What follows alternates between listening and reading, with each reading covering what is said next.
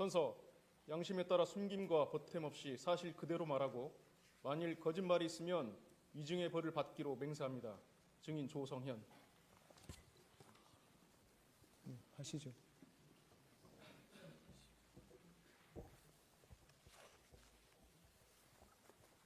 재우고 온 대로 물으시죠.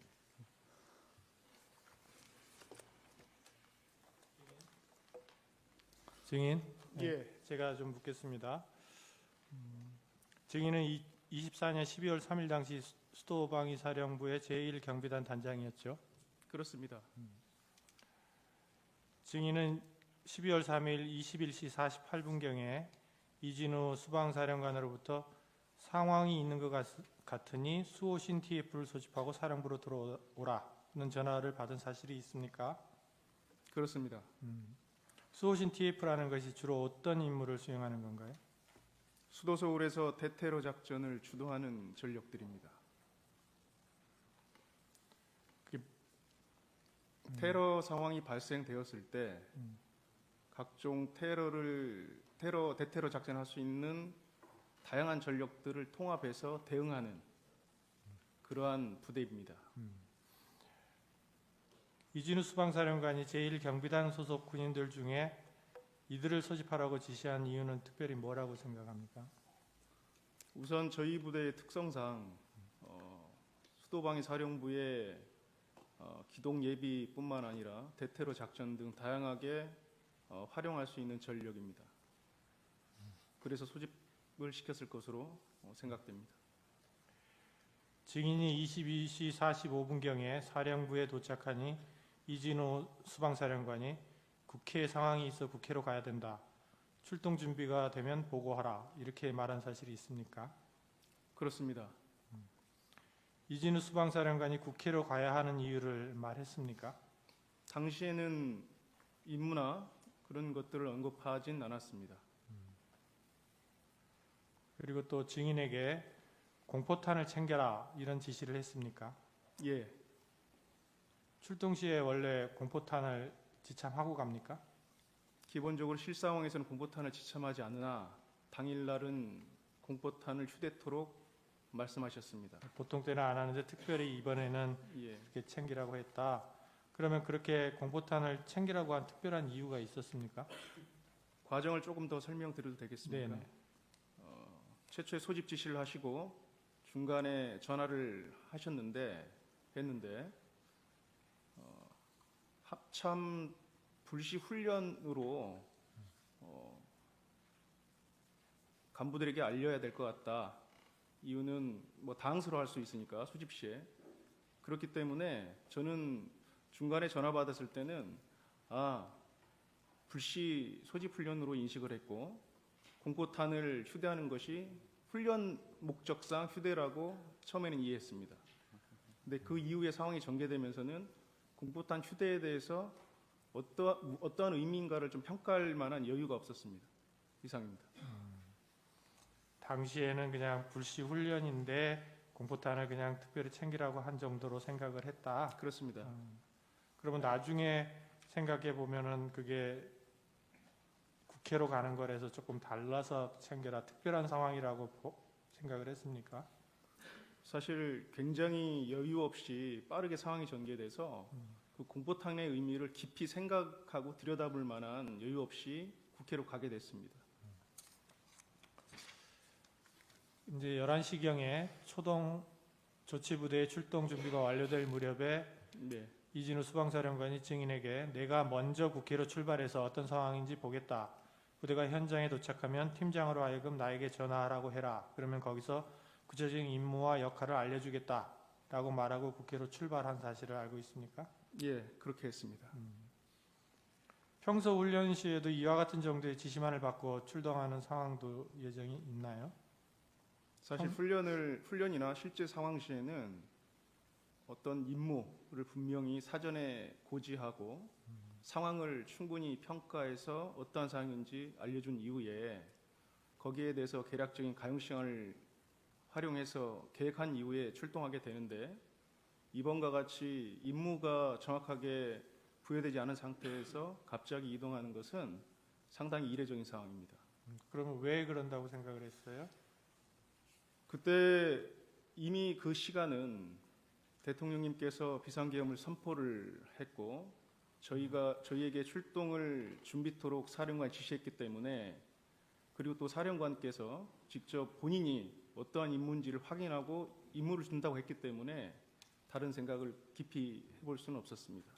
그러면 당시에는 사령관은 뭔가 뭐 장관이든 뭐 계엄사령관이든 뭔가 지시를 받았다라는 생각은 할 수 있었겠네요. 그 지시에 따라서 움직이는 거다라는, 그 지시에 따라 받고 또 증인한테 지시를 하는 거다, 이런 정도는 인식을 했겠네요. 예,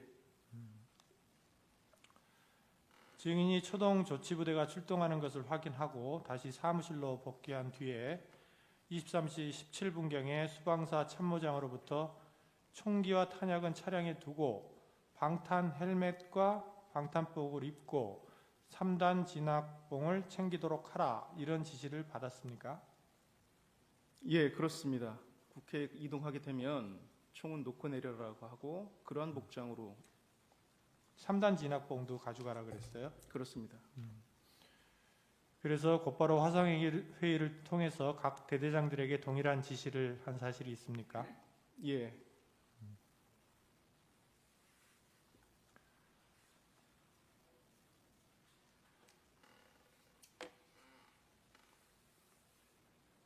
국회에 출동한 군인들이 실제로 이 지시에 따라 무기와 장비를 지참을 일단 현장까지는 가지고 갔습니까? 예, 현장까지는 다 가지고 갔습니다. 현장까지는 가지고 가고 차량에는 두고 내렸다. 그렇습니다. 당시 국회로 출동했던 군인들의 총 인원수는 어떻게 됩니까? 총 136명입니다. 초동 조치부대가 국회 인근에 도착한 뒤에 해당 부대 팀장, 그러니까 지역대장들은 23시 40분경에 증인에게 전화를 해서 이진우 수방사령관에게 전화를 하였더니 국회 본청에 출입하는 인원을 통제하라는 지시를 하였다, 이렇게 보고한 사실이 있습니까? 예, 그렇습니다. 앞서 말씀드린 것처럼 사령관께서 먼저 가서 임무와 역할을 확인하고 초동조치부대, 저희는 2개 팀이 있는데 그 초동조치부대 2개 팀을 먼저 출발시켜서 현장에 도착하면 그 팀장에게 직접 사령관께 전화를 해라라고 했습니다. 그때 임무를 팀장들이 받고 저한테 다시 백브리핑을 한 겁니다. 그리고 나서 23시 51분경에 이진우 수방사령관이 증인에게 전화로 경찰의 협조를 받아 국회 울타리 내부로 진입해라, 이렇게 지시를 했습니까?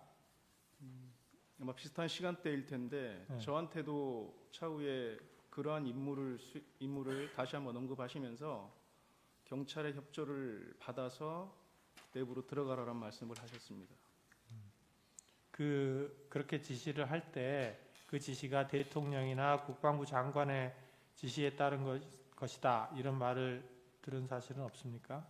그런 말은 들은 적은 없고 저희 사령관 특성이 어떤 상부의 지시들을 그대로 전파하거나 전달하는 형태의 임무를 언급은 잘 하지 않습니다. 본인의 해석으로 해석한 이후에 본인의 언어로 지시를 하기 때문에 그 당시에도 대부분 그랬습니다. 그러면 증인은 이진우 수방사령관이 국회 울타리 내부로 들어가서 국회 본청에 출입하는 인원을 통제하라, 이렇게 한 지시를 어떻게 이해를 했습니까? 출입을 통제하라고 했는데 여기에서 통제라는 개념이 군에서 어떻게 이해하는 것이 좀 중요할 것 같습니다. 통제라고 하는 것은 군사 행동을 통해서 어떤 물리적 영향력을 행사하는 겁니다. 그래서 이 통제라는 임무를 주고 난 이후에는 이 통제에 대한 개념을 정확하게 후속 임무가 있어야 됩니다. 그래서 그 당시에는 일단 국회 건물에 사람들이 출입할 수 있는 주요한 지점에 저희가 인원들이 배치가 되고, 그래서 출입하는 인원들을 저희가 통제라는 의미는 누구는 출입시키고 누구는 출입시키지 않을 것인가에 대해서는 후속해서 임무가 주어졌어야 되는데 그 단계까지는 사실 진행이 안 돼 있던 상태인 겁니다. 통제하라는 말은 이제 장악을 해서 들어갈 사람 안 들어갈 사람을 선별하고 예, 이런 거를 정리하는 단계인데 그 후에는 이제 아직 어떻게 하라는 데까지 가지 못했다 이런 말인 예, 거죠. 그렇습니다. 통제를 하기 위한 준비가 되었다면 통제 임무를 준 제대에서 그 통제의 수준과 범위를 정해주는 것이 타당합니다. 그러면은 거기서 통제하라는 것 그리고 그 후에 이제 지시는 뭐 아직까지 나오지는 않은 상태인데 통제하라는 의미는 이제 문을 장악을 한다는 것일 텐데 출입구를 그러면은 출입구를 장악을 한 다음에 내부에 있는 국회의원들도 밖으로 나오게 한다 이런 의미가 포함되어 있습니까? 그 단계에서는 그것을 해석할 수는 없습니다. 왜냐하면 그 상황에서 출입을 통제하는 거기 때문에 기존에 이미 들어갔었던 인원에 대해서는 후속 어떤 임무를 부여받지 않은 이상 그걸 추정하기는 어렵습니다. 후에 이제 추후에 지시를 받지 않는 상황에서는 그렇게까지 해석할 수는 없다. 그렇습니다. 제1경비단 이외에 군사경찰단 소속 군인들도 국회로 출동했던 것으로 보이는데 이에 대해서는 아는 사실이 있습니까? 상황이 종료될 무렵에 군사경찰단장과 소통함으로써 그때 알게 되었습니다. 그 군사경찰단장 김창학은 수방사령관으로부터 담을 넘어 국회 안으로 들어가 게이트 하나를 받은 다음 그것을 차단하라. 통제를 따르지 않는 사람이 있다면 체포해서 밖으로 내보내라. 이런 지시를 받은 것으로 보이는데 증인은 그렇게는 지시받지 않았습니까? 예, 그러한 체포라는 용어를 활용하면서 저한테 부여된 임무는 없었습니다. 통제를 안 따르는 사람은 뭐 내보내라라든지 뭐 조치를 취해라라든지 뭐 이런 구체적인 내용은 없었습니까? 없었습니다. 그 단계에서는 없었습니다. 또 그 수방사령관이 증인에게 국회에 들어가서 양재영 협력관을 만나면 된다 이렇게 말한 사실이 있습니까? 있습니다. 그 양재현 협력관도 군인인가요? 예, 그렇습니다. 계급이나 직급은 현역 어떻게? 준장으로 알고 있습니다. 준장? 준장입니다. 별 하나? 예, 그렇습니다. 직급은요? 국회 협력관으로 알고 있고 국회 파견 나가 있는 그렇습니다. 그 수방사령관이 협력관을 만나라고 한 이유는 무엇이라고 생각합니까? 그 이유는 저희가 국회를 상황 발생 시에 어떤 그 군사 작전을 해야 되는데 사실 국회라는 시설의 특성상 저희가 내부를 들어가서 확인하거나 훈련할 수 있는 여건은 없었습니다. 그렇기 때문에 그 당시에는 국회를 알고 있는 국회 협력관의 도움을 받아서 우리에게 부여된 임무를 잘 수행할 수 있도록 해라라고 이해를 했습니다. 증인은 00시 31분경부터 01시 사이에 수방사령관으로부터 국회 본청 내부로 진입해서 국회의원들을 외부로 끌어내라는 지시를 받은 사실이 있습니까?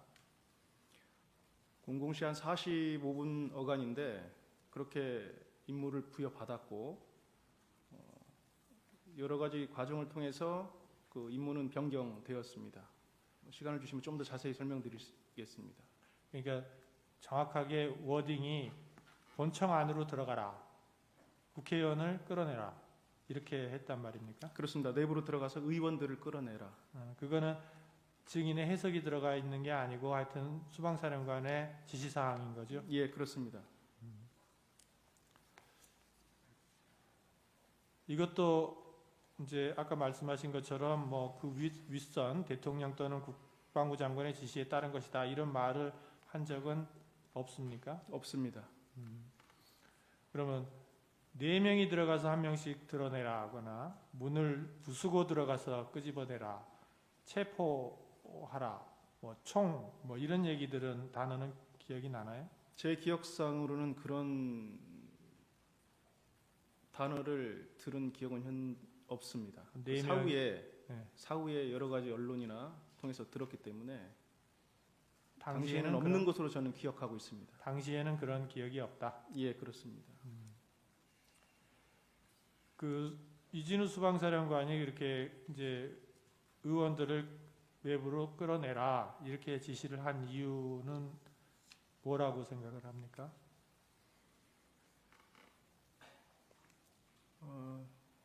정확하게 사실은 법적 그 작동 원리를 제가 잘 모르고 있는 상태였기 때문에 솔직히 당시에는 잘 이해를 못했습니다.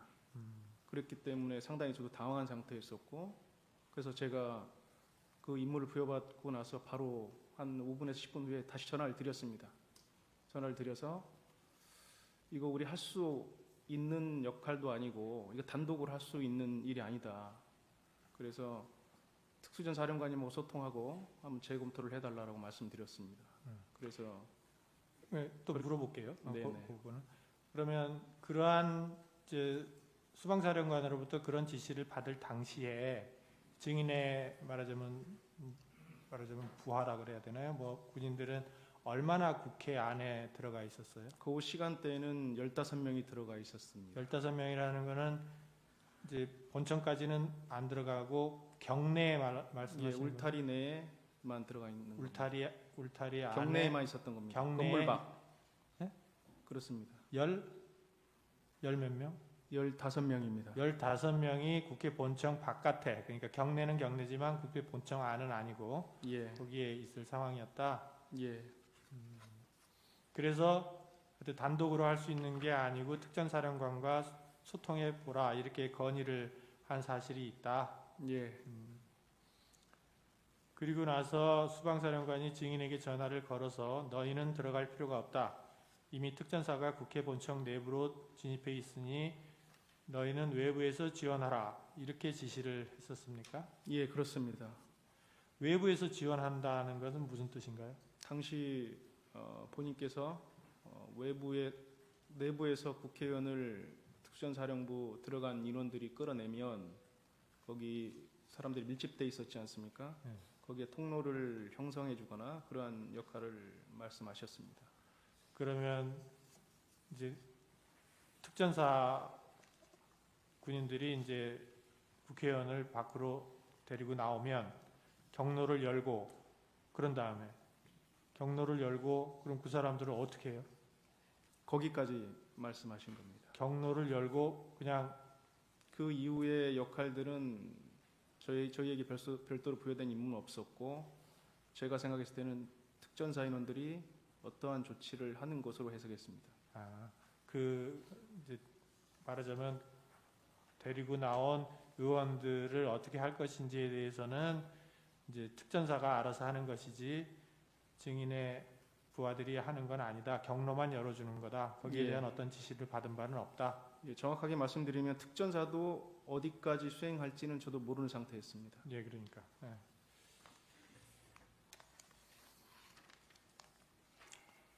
증인은 이제 12월 4일 날 00시 43분경에 도착한 후속 부대가 국회 울타리를 넘어서 들어갔는데 예, 그때 민간인들이 별로 없는 지역에 가서 집결해 있으라 이렇게 지시를 했었습니까? 내부 투입한 인원들은 그렇게 지시를 했습니다. 그러면 이제 요때 당시에 아까 뭐 15명이 안으로 들어가 있었는데 그 예. 이후에 후속 부대가 더 와가지고 얼마나 또 들어갔었습니까? 추가로 23명이 더 들어가서 최종 저희는 38명이 위치해 있었고, 네. 저희는 대치되어 있는 곳을 회피해서 사람이 없는 곳에 저는 집결해 있으라고 집결해 있었다. 지시했습니다. 그리고 00시 48분경에 국회를 향해 출발한 후속 부대에 대해서는 서강대교를 넘지 말고 기다려라 이렇게 지시를 했었습니까? 예, 넘지 말라고 했습니다. 그렇게 지시한 이유는 뭔가요? 상황이 이례적이었고 그 임무가 목적이 불분명하다고 저는 생각했습니다. 그 어떤 작전을 하게 되면 작전 목적이 분명하게 무엇을 위해서라는 목적이 분명해야 되는데 단편적 과업만을 주셨는데 그것이 평상시에 우리가 고민하거나 생각지 못한 그런 임무를 준 겁니다. 국회를 통제하는 문제도 그렇고 또 의원을 끌어내라는 문제를 과업도 그렇고 그것을 들었던 군인 누구도 그걸 정상적이라고 생각하지는 않았을 것으로 저는 생각합니다. 그렇기 때문에 저 또한 일단은 후속 부대에 대해서는 오지 않는 게 좋겠다라고 판단하고 그리고 좀 더 저에게는 고민이 필요했던 시간입니다. 증인은 이제 그날 12월 4일 공안시경에 국회에서 비상계엄 해제 요구안이 가결된 후에 현장에 있는 팀장이 전화로 특전사가 빠지고 있는 것 같다는 보고를 하자 곧바로 수방사령관에게 전화를 걸어 저희도 퇴출하겠다 이렇게 보고를 한 사실이 있습니까? 예, 그렇습니다. 당시 저는 그 해제 의결이 된 것 자체도 모르는 상황이었었고, 다만 보고를 받았을 때 내부에 있는 특전사가 뒤로 빠지는 상황이라고 해서 즉시 사령관께 보고를 하고 퇴출하겠다라고 보고드리고 빠졌습니다. 그러면 뭐 그때 그러면 수방사령관이 그래 빼라 뭐 군인들을 철수시켜라 이렇게 동의를 했습니까?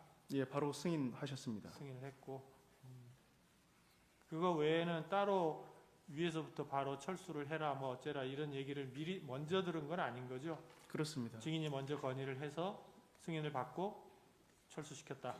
그렇습니다. 그 서울고등검찰청에 12월 9일 날 나가서 이렇게 진술하신 적 있죠? 예, 그때 증인이 진술한 내용대로 기재됐는지 다 확인하고 서명 날인 다 했습니까? 예, 그렇습니다. 다 읽어보고 예, 그리고 녹취록 50호증 2 한번 띄워보세요. 50호증의 2 녹취록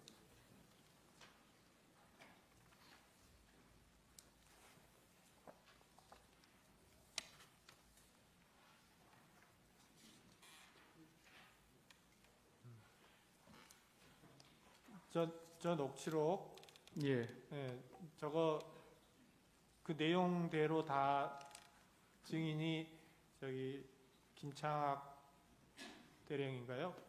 여기랑 통화한 내용인데 그거 다 사실대로 다 적혀 있습니까? 잠시 보겠습니다. 예, 한번 보십시오.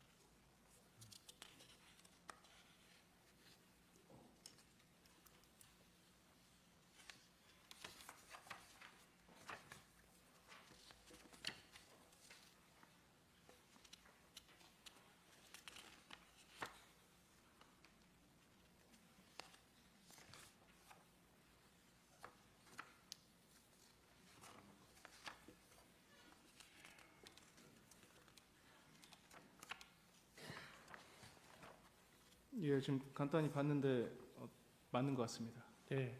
그리고 진술조서도 보여주세요. 50호증의 1.